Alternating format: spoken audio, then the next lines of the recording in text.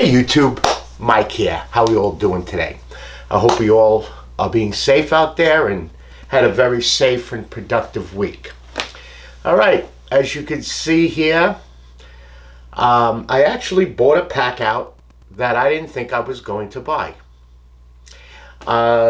This is, if I can find the number, 48, 22, 84, 28.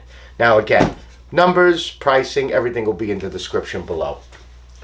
When they released this Packout, they sent it to me as on my Instagram, because I belong to a lot of the Milwaukee sites. They sent me, oh, this is coming out, and I'm like, oh, nice, big. But I'm not a type of guy that throws or puts loose tools in a big box. I never was one for those like Stanley boxes, or even DeWalt makes those big black boxes that has the pull-out handle with the big wheels on it. Now I do have gang boxes, like knack boxes, that when we go to the job site, we lock them up, we chain them, we put our stuff in it. But I'm not big into putting loose tools in a big toolbox. I prefer to have the tool inside of a specific box. But you must be saying, well then, why'd you buy it? Well, you know, everyone, we watch, that's on YouTube, we watch YouTube, and when you watch things, you get different feeds.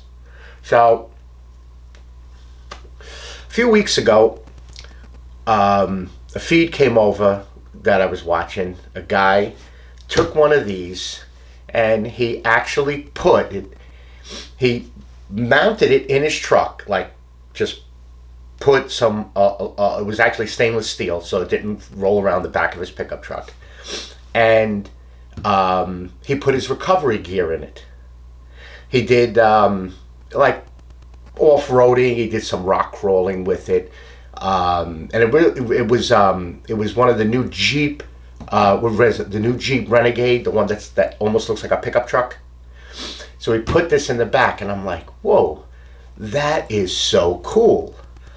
And I watched his video, and he went off-roading, did some rock crawling, but I said to myself, hold on, I can put my 1/10 scale RC car rock crawler in here with all the gear, put it in my truck, transport it to wherever I go. There's a park in Jacksonville, and I don't have to have a whole load of either soft bags, because it gets dirty, sometimes they get a little muddy, and I don't want to put it in the hauler bag. It's a nylon bag that the car goes in. So that's the reason why I bought it. But it is a really, really nice. I bought it, oh God, probably, this is 2 weeks ago I bought it. And I've been playing with it. And I put some tools and stuff in it and seen how it handled. You can get a lot. I mean, if you were a framer, forget it. Or if you were like a union electrician, you're doing a big building, or a plumber, or mechanical guy, you could put a lot of stuff in here. Wheel it. It holds a lot of weight. It even holds, I think, 38 gallons of liquid if you wanted to put water inside this thing. It's really nice. A little heavy, it does weigh a little bit, but let's go over the features quick. And then I'll show you exactly the little ins and outs of the thing. It is lockable, 2 places, here and here. It's built just like all the other Packout. It's got water seal. It's got its O-ring in the lid for water tightness. Let's just make sure we're in frame here. It locks. The lid locks.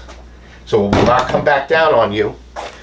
And you have to come over to this side and push in this button right here, and it'll close. So it locks in with this bar and this rod onto this bar, and when you push this in, can we see? Yep. And now it will release itself. go inside in a second here. All right, it double stack, pack out, but it locks in a really cool way, and I like the way they designed this top. As you can see, your handle is here. Wheels, of course, are on that side. Now let's take the full-size box. It doesn't go in sideways. It goes in this way. All right, so it locks in this way. Here's a smaller one. They lock in so that when you are pulling it, everything is facing in that same direction. Where if you had it the other way, and you did have the lid open, like unlocked, there's a chance that it could open and spill. So with the locks facing you, the less chance of this spilling would be a heck of a lot better. And it is very easy. It does not interfere with, say, the front box to take it off.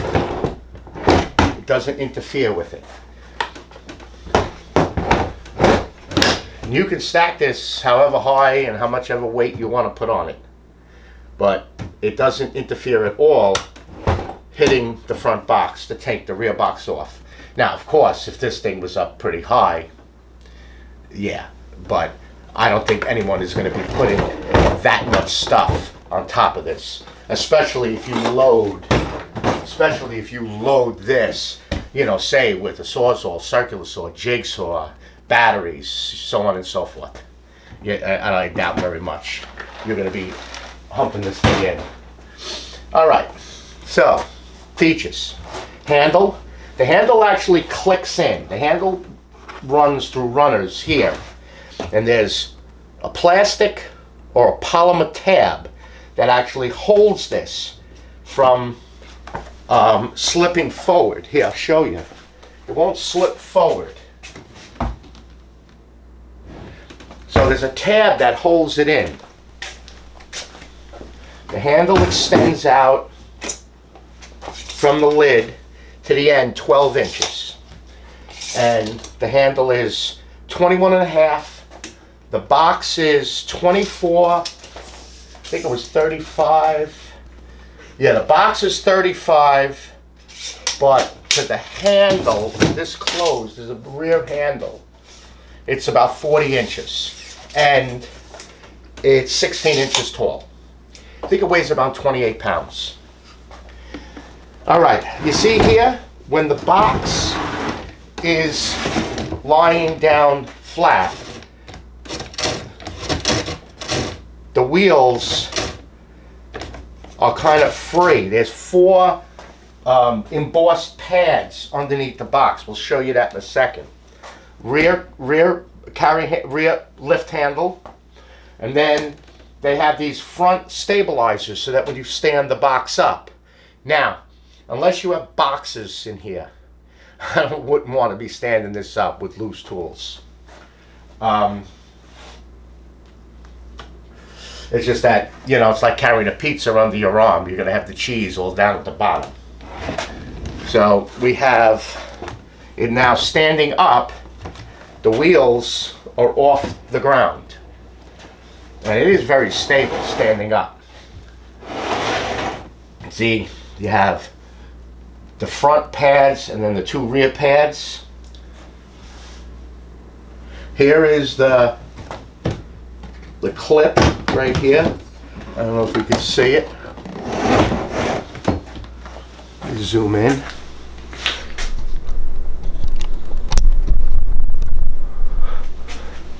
Right there is the clip, and it clips into that piece of plastic right there. So it holds it from slipping out, which I think is pretty cool. You put it in the back of your truck, it won't vibrate out, or, you know. All right, let's go inside the box now.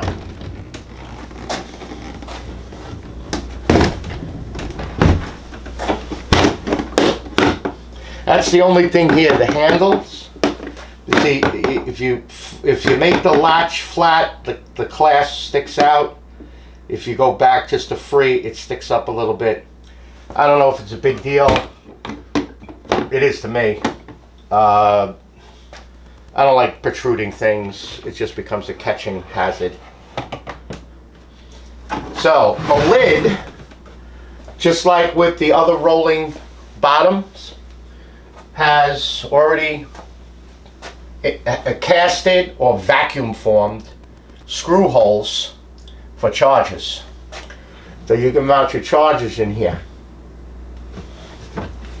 Comes with a tray, no dividers, no nothing. I'm still trying to figure out what these clips are for, unless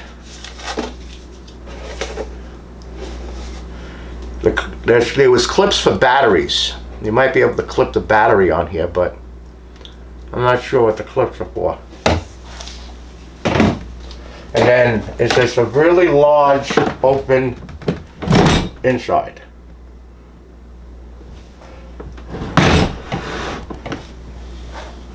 You could raise your dog in here.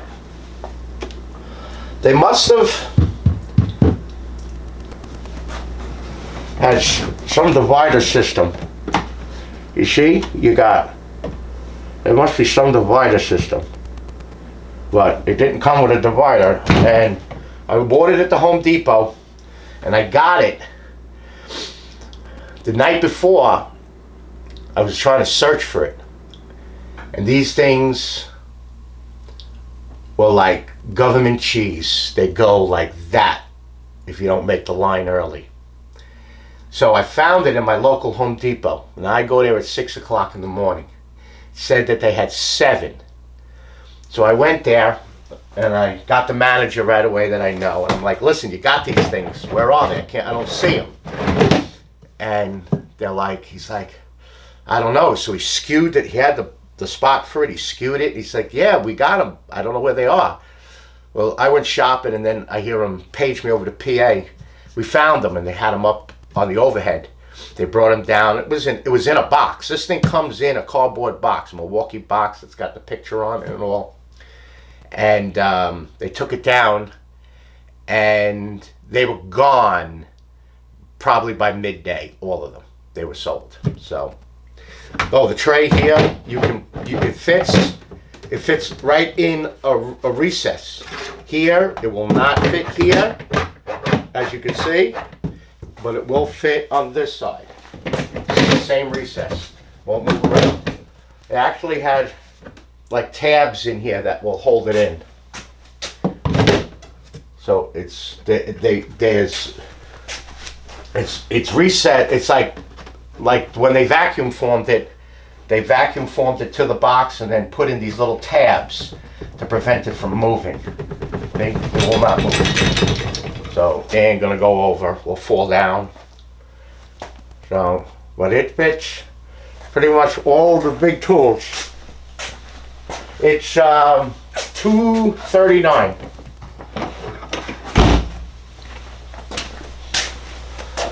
Yeah, it's $239. But I'm going to use it for here is my radio. This is my main radio for my RC cars. It's like a 20 channel, 20 car. So I can put 20 vehicles on this Futaba. You just put the receiver in, bind it, and then this one radio will do pretty much everything that I have. I have one others for my trucks, my RC construction trucks.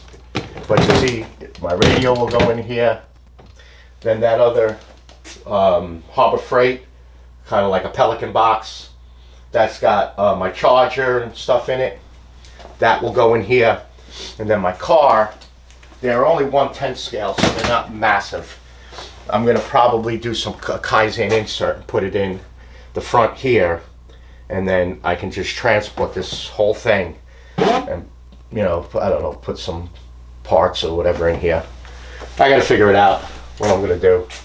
But that's what I'm going to use it for. So use one box. Remember that? I did a video on for my 1/5 scale.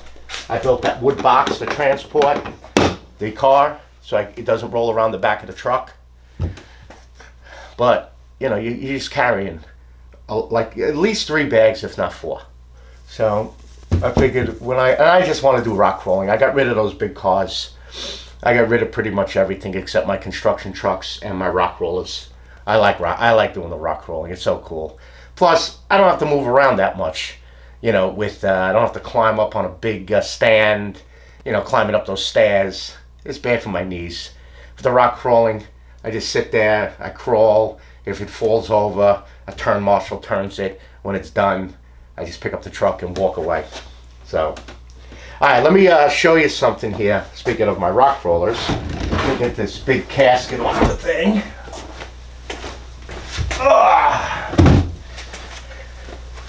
Here's a little thing I've been building. Well, I actually just did this as a test. Outside, I had a big tree removed, and I'm going to put my own rock crawling course.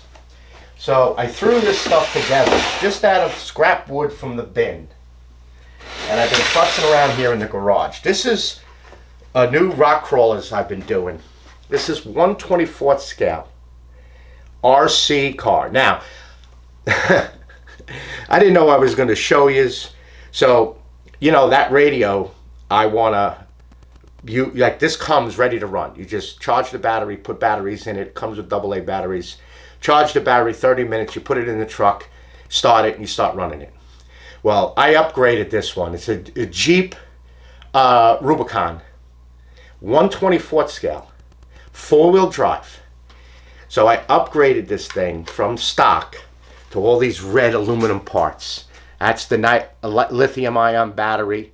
What I'm doing is removing this and putting in a speed controller and separate receiver. This is all in one. And so I've already disassembled pretty much all of them, so I can't show you how this thing runs. But I even put a rare earth magnet in the front, so I don't have to have that little body clip to take the battery out. Spare tire, change the tires. So I built these obstacles just to see how this thing does here in the garage. And as you can see, I just threw it together with just some 1/4 inch and some 1/2 inch and some 3/8 wood. And basically I just wanted to see, and I'm going to build this out of pressure treated, and I'm going to probably stain it, and I'm going to put them outside with rock and other things.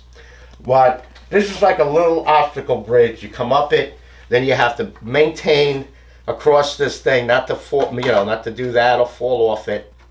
You also run through it, and then you come down. Then this is just a bridge, just an up and over. But the main thing is you have to navigate through here.